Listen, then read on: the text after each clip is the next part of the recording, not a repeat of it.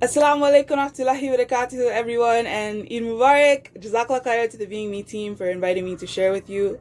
The poem that I'm going to share with you today, inshallah, is about the importance of the message that Allah has sent down to us in Ramadan, which is of course Al-Quran, and the importance of holding on to that guidance and that message even in times when it is very difficult to do so. So inshallah, we will begin. Bismillahirrahmanirrahim. Compromise. Agree to disagree. Change your opinion just to be what someone else wants to see. And that is how in 2020 Muslims keep losing our identity. My identity is Islam, and Islam is me. In every breath of air I breathe, in thoughts I think, in words I speak, I strive to keep my deen on fleek. Until the akhirah I reach, inshallah to Siratul Mustaqeen I will keep. Allah has given us the clear way and sent down the book to end all debates. But of course, as humans do, we go astray. For this life is all just glitter and play, and our last hour we cannot delay.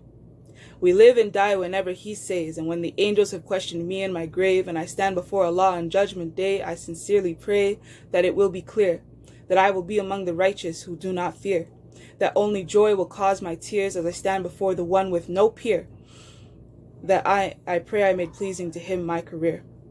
That I did not kill or drink or smoke nor seek haram means because I was broke, that I strove to emulate only the righteous folk, that Shaitan tried to mislead me, but I was woke. When I stand before my Lord Al-Malik, my glorious Rabb, the King of all kings, when I can see the angels' wings, and my book of deeds to me they bring, I do not want my heart to sink, nor regret to fill me to the brink, as I sit in despair and think, alas! When I had the chance to choose, I set myself up just to lose. The devil has his clever ruse, 1,000,001 tricks of his to use. He's gone after the Christians and the Jews. His behavior is not news. Ignore him, for obedience he did refuse. In Allah we seek refuge from ourselves, our sins, and others too. We ask Allah for His forgiveness, for He is Al-Afu. Our Lord has taught us right from wrong. So no matter what, we must be strong and go against the tides and throngs of those who choose to go along with things that we know are haram. Society's immorality will grow, but that doesn't mean that we must go and say yes where Allah has said no. Because as Muslims, we well know that on our day where our deeds are shown and we must stand before Allah alone, only those who righteousness showed will be admitted to the gardens beneath which rivers flow. Jazakallah khair. Eid Mubarak everyone. Assalamu alaikum warahmatullahi wabarakatuh. Assalamu alaikum wa rahmatullahi wa barakatuh. Eid Mubarak. Alhamdulillah, we have finished another blessed and beautiful Ramadan and we are ready to celebrate with our families. Alhamdulillah.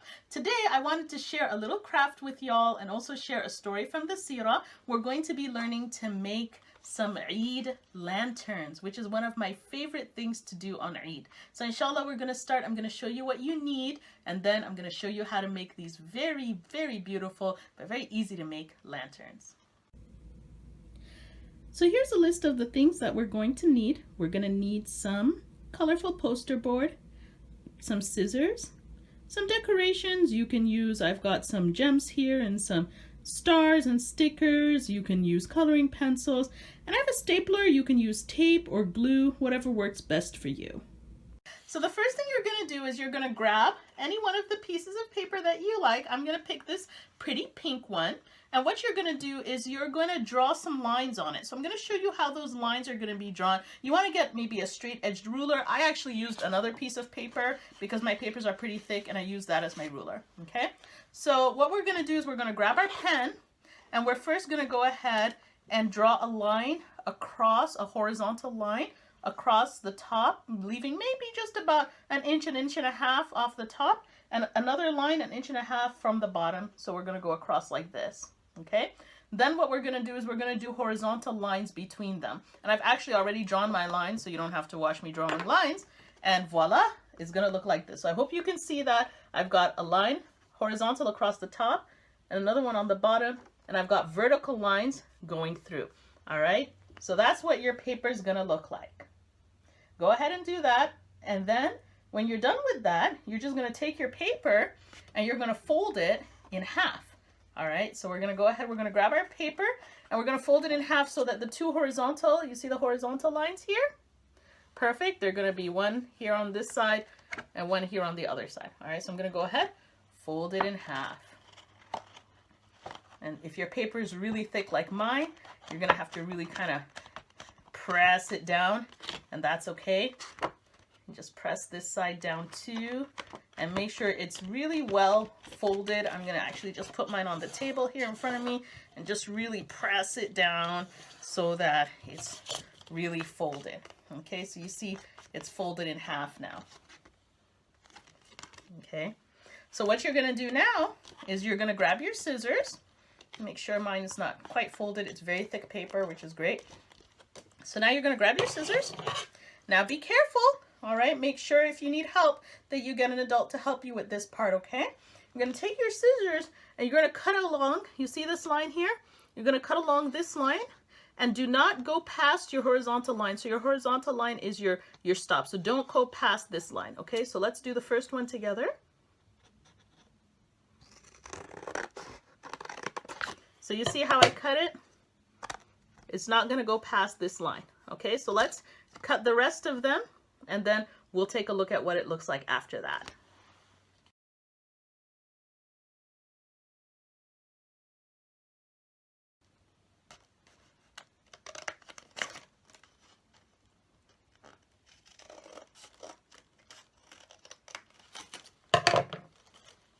All right, we're done cutting, and you can see I've got all these little flaps now, and I'm gonna pull open my paper just so you can see what that looks like.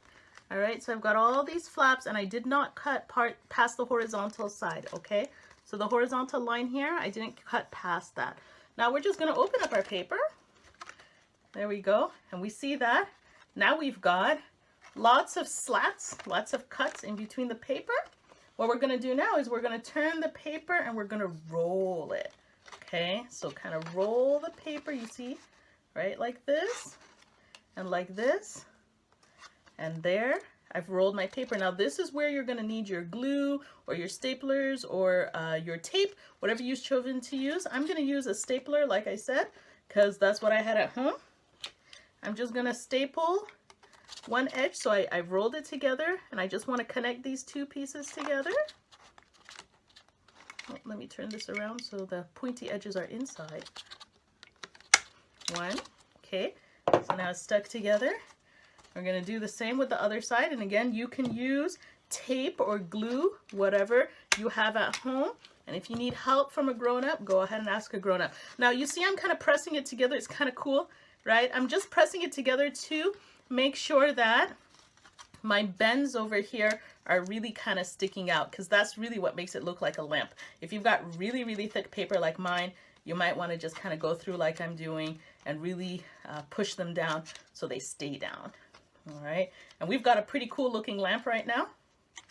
Awesome. That's a great looking lamp.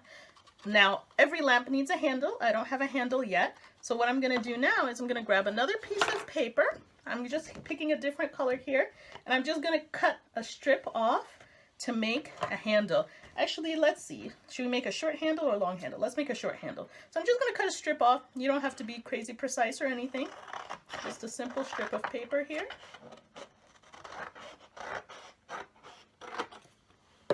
There we go. So this is my handle. I'm going to bend it like a upside down U, and I'm going to pick up my lamp, and I'm going to attach it to both ends of my lamp. All right, so let's grab our stapler once again, or your glue, whatever you're using to connect. Staple this side, and then again, we're going to staple this side. Perfect. Now, isn't that a great looking lantern? And I can hold it. Now, don't forget, we still have our glitter, and we've got our different decorations, whatever you have. Maybe you've got some coloring pens or so forth. You can color some designs. I've got some really nice looking glitter here. So you know what? I think I'm just going to open up one of these, and I'm going to decorate my lamp. And you know, while I'm decorating my lamp, I thought we could tell a really nice story. One of my favorite stories regarding light is a really nice story about the masjid of the Prophet ﷺ. If you've ever been to the masjid in Medina or you've seen pictures of the masjid, it's really beautiful, right? It's got all this beautiful marble and it's got lovely lamps, but it didn't always used to be like that. The masjid of the Prophet ﷺ, it used to be made of mud bricks, and the roof was a very simple roof that was made of palm fronds, right? So from the palm tree you get the leaves, and it was a very simple roof, very simple, beautiful masjid. And one day the Prophet ﷺ came into his masjid and he saw a lamp in the masjid. It was an oil lamp and it had a wick coming through it, like a candle has that rope coming through it. So this was an oil lamp, a very beautiful lamp, and it had some oil in it, and it had the wick in it, and it was lighting up the masjid, mashallah. The Prophet ﷺ was so happy and so impressed. So he turned to everyone and he said, "Who brought this lamp here?" And Tamim bin Aus ad-Dari, radiallahu ta'ala anhu, one of the Sahaba, he said, "Oh, my servant brought it. His name is Fath." The Prophet ﷺ said, "Oh, his name is Fath." And the Prophet ﷺ said, "No, his name is Siraj." And do you know why the Prophet ﷺ called him Siraj? Because Siraj means a lamp, a light. And so the Prophet ﷺ was so happy and so excited to see this beautiful lamp. They had other means of light, but this was the first time they had a real lamp in the masjid. And so the Prophet ﷺ praised the young man who brought the lamp, and he called him the light, the Siraj, the light. And it was just such a beautiful interaction. And we learned how much the Sahaba, they loved the Prophet ﷺ, they loved the masjid. They took ownership of the masjid. They wanted the masjid to be beautiful, just like we want our masjids to be beautiful as well. And so today, on the day of Eid, we are beautifying our homes and our masjid at home with our beautiful lamps. As you can see, I've decorated mine. I've put some stars here. I've covered up my staples with some stars. You can see that, right? And I'm going to, inshallah, decorate my home with my lamp. And I pray that you all are also decorating your homes with your lamps. And I pray that the light of Allah is always in your homes. Eid Mubarak. Assalamu alaikum wa rahmatullahi